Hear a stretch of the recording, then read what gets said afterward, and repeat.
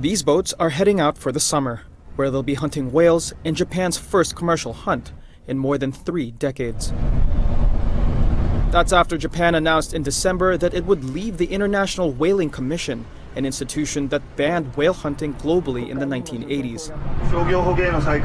To be able to be here and send off commercial whaling ships for the first time in 31 years is something that I think is very emotional for those who have been working for it to be resumed, and I'm happy from the bottom of my heart.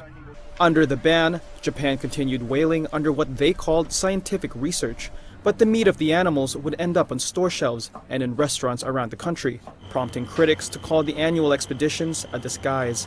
Japan's decision to leave the commission has drawn widespread condemnation internationally, but Japan says most whale species aren't endangered, and this year's newly set quota of 227 whales is less than the 330 whales that they harvested in the Atlantic until recently. Japanese ships will also be limited to hunting in their own territorial waters.